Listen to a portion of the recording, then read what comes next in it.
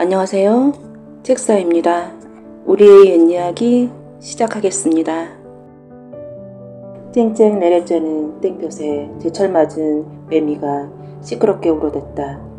저만치서 사람들이 모여 웅성거리는 게 보였다. 동네 사람들도 보이는데 뭘 구경하기 위해 모여든 것 같았다. 광대를 보려고 모인 건 아닌 모양이었다. 그렇다면 누가 사고를 당하기라도 했나? 호기심에 팔생은 그리로 걸음을 옮겼다. 그들은 땅바닥에 대충 자리를 깔고 앉아 그림을 그리는 노인을 넋이 나간 듯 바라보고 있었다. 뭐야, 고작 노인네가 그린 그림이나 보려고 이렇게 사람들이 몰려드는 것인가? 팔생은 사람들을 보고 어지간히도 할 일이 없는 사람들이라고 여겼다. 그런데 잠시 후 사람들 사이에서 쑥덕거리는 소리가 들렸다. 이럴 수가. 어떻게 이렇게 말도 안 되는 일이. 한 사내가 중얼거리는 소리가 들렸다. 사내가 귀신이라도 본 것처럼 넋이 나간 얼굴로 그림에서 눈을 떼지 못했다. 어떤가 내 말이 이제야 믿어지나? 노인은 긴 담뱃대에 입담배를 쑤서 넣으면서 한마디를 툭 내뱉었다. 저건 진짜로 복동이 자네 안 사는 얼굴 아닌가? 키가 작고 통통한 남자 하나가 조금 전 넋이 빠진 얼굴로 중얼거린 남자를 돌아보며 말했다. 정말 똑같네. 똑같아. 보지도 않으면서 어쩌면 저렇게 옆에 앉혀놓고 그린 것처럼 판박이로 그렸을까? 이거 참 귀신이 탄복할 노릇이구먼. 일단 침묵이 깨지자 이번엔 너나 할 것 없이 한마디씩 짓거리는 바람에 금세 분위기가 어수선해졌다. 팔생은 옆에 선 남자에게 물었다. 그냥 평범한 여자 그림인데 사람들이 대체 왜 그러는 거요? 저건 그냥 그림이 아니라오. 배우자 그림이지. 배우자 그림이요? 저 노인은 복동이 얼굴만 보고서 일매우지도 없는 복동이 한 사람을 그려낸 거요. 세상에 어떻게 그런 일이 있을 수 있습니까? 그러니 귀신이 꼭 할 노릇이지. 남자의 말에 따르면 어디서 왔는지 알 수 없는 뜨내기 화가 노인이라 했다. 그냥 자리를 깔고 앉은 그날 오전 무렵이었다. 복동은 아침부터 할 일 없이 앉아만 있는 노인 옆에 슬그머니 다가가 말을 건넸다. 영감님, 어디서 오셨습니까? 그저 팔기 타는 대로 갈 뿐 특별히 머무는 데가 없으니 특별히 어디서 왔다고도 할 수 없지. 숙식은 어떻게 해결하십니까? 보면 알지 않소. 화가가 그림 그려서 버는 돈으로 말곤 무슨 재주로 끼니를 해결하겠소. 누가 그림 같은 걸 사겠습니까? 그림도 그림 날리는 테지. 그게 도대체 무슨 그림입니까? 배우자 그림이라오. 네? 나는 당신 얼굴만 보고도 당신 한 사람 얼굴을 똑같이 그릴 수 있어. 그게 어떻게 가능한 일입니까? 저만 보고도 얼굴을 모르는 제 마누라 얼굴을 그린다니요. 과장이 너무 심하십니다. 그렇다면 내기를 하지. 내가 자네 한 사람 얼굴을 그려보겠소. 저야 문제될 게 없습니다만 영감님께서는 나중에 그 창피를 어찌 감당하시려고 그러십니까?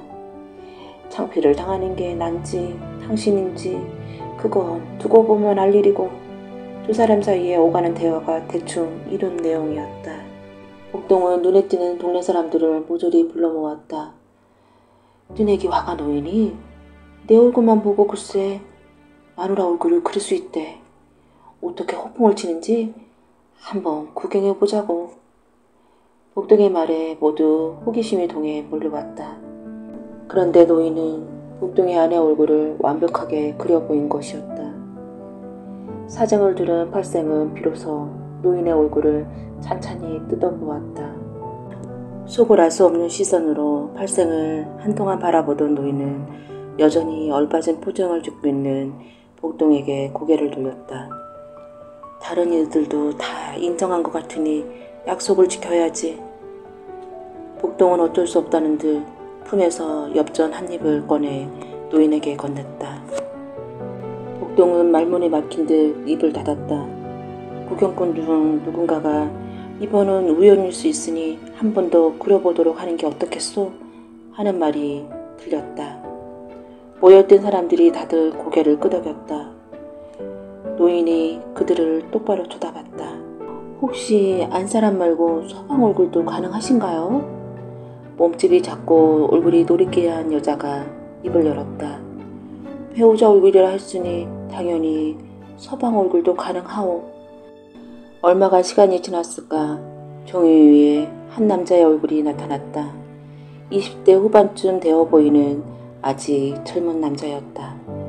여자는 그림을 받아들고서 저도 모르게 숨을 들이켰다. 이건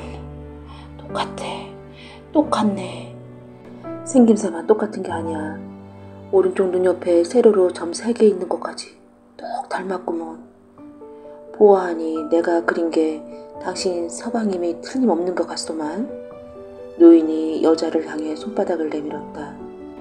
여자는 치마폭에서 동전을 꺼내 손바닥 위에 올려놓았다. 영감님, 제 것도 한번 그려주시오. 이번에도 노인의 유려한 손놀림은 변함이 없었다.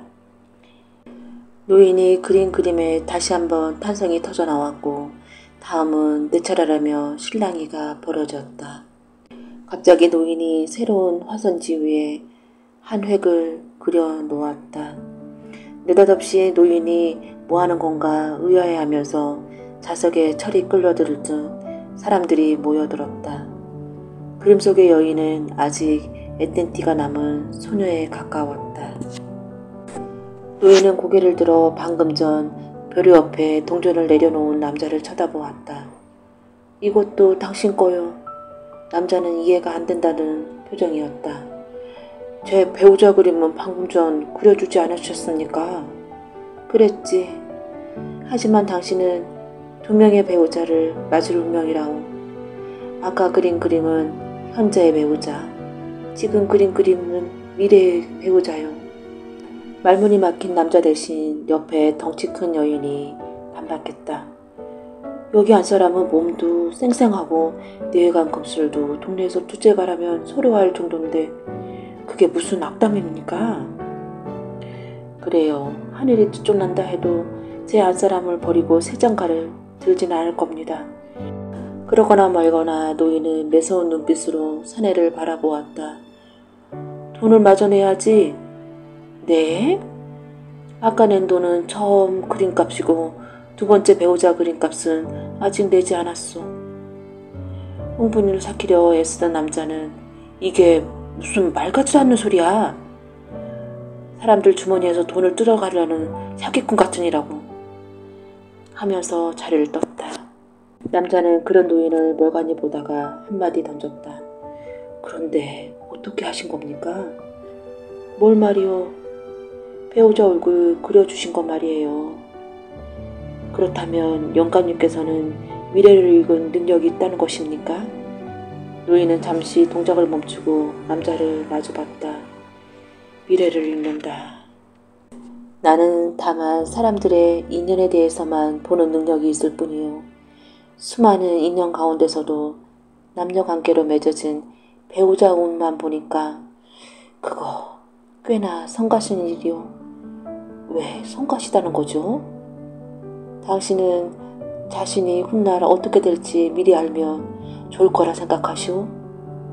미리 알면 미리 대비할 수 있으니 좋은 거 아니겠습니까? 노인은 갑자기 표정이 진지해졌다. 그렇지 않다오. 알면서도 아무것도 할 수 없는 무력함이 생각보다 괴로운 일이오. 남자는 입을 다물었다. 그 사이 옆에 있던 꼬마 녀석이 끼어들었다. 할아버지, 저도 그림 하나 그려주시면 안 돼요? 일제히 시선이 당돌한 꼬마에게 쏠렸다. 노인이 말이 없자 꼬마는 돈 때문이라 생각했는지 제법 맹랑한 소리까지 했다. 저는 돈이 없지만 우리 집은 요앞 밥집을 해요.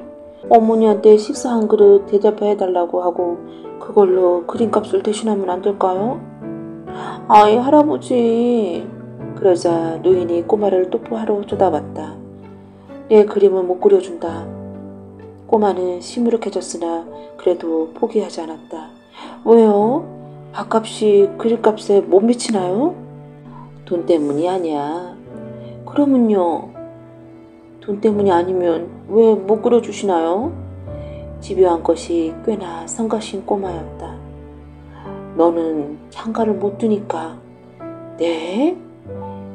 때를 쓰던 꼬마는 생각지도 못한 말에 화들짝 놀란 얼굴을 했다. 노인은 짐을 싸서 유유히 발걸음을 옮겼다. 반년 뒤 혹시 저를 기억하십니까? 기억나지 않는 모양이었다. 누이신지 반년 전이었던 것 같은데 옆 동네에서 이상한 노인이 그림을 함께 구경하지 않으셨습니까? 배우자 얼굴을 그려준다는 노인 말입니다. 그제서야 남자는 어렴풋이 떠오르는 것 같았다. 남자는 팔생을 찬찬히 뜯어보았다. 참말 기억력도 좋으시오. 혹시 그 뒤에 노인이 다시 마을에 나타나지 않으셨습니까? 남자는 심각한 표정으로 고개를 흔들었다. 노인이 본 건 그때가 처음이자 마지막이었어. 다시 나타났다면 아마 난리가 났을 테지. 왜요? 남자가 입을 열었다. 그때 노인이 2번 장가갈 거라고 했던 사람 기억하시오? 네, 노인한테 화를 내면서 돌아가지 않았습니까? 결국 노인의 말대로 됐소. 네? 막돌이, 그 남자 이름이 막돌이요. 막돌이 한 사람이 아이를 낳다가 세상을 떴소. 산모랑 아이랑 둘 다 죽었지. 막내 동생이 시리에 빠져 있는 걸 본 형님은 재혼을 권했소. 형님이 수소문 끝에 친구의 딸과 막돌이를 맺어줬다오. 혼례식날 신비 얼굴을 본 동네 사람들이 발칵 뒤집어졌소. 노인이 그린 그림 속에 그 얼굴이었소. 제일 놀란 건 막돌이 본인이었지. 저라도 셋이 얼굴을 봤더라면 기겁을 했을 겁니다. 그리고 말 나온 김에 남자가 갑자기 목소리를 낮췄다. 금동이가 죽었어. 금동이요? 왜? 자기 그림도 그려달라고 매달렸던 맹랑한 꼬마 녀석 말이오. 그렇다면 남자도 팔생의 생각을 읽은 것 같았다. 그렇소. 그 아이는 배우자가 없을 운명이었소. 그 노인이 말했던 것처럼. 여기까지 말한 팔생은 잠시 숨을 돌리며 술을 한 모금 마셨다. 그거 참 어쩐지 으스스하구려. 하지만 배우자 그림이라. 공기 중에 치자꽃의 달콤한 향기가 감돌았다. 화그를 등에 맨 채 터덜터덜 지친 걸음을 옮기던 노인은 잠시 걸음을 멈추고 처연해 보이는 하얀 꽃잎을 바라봤다.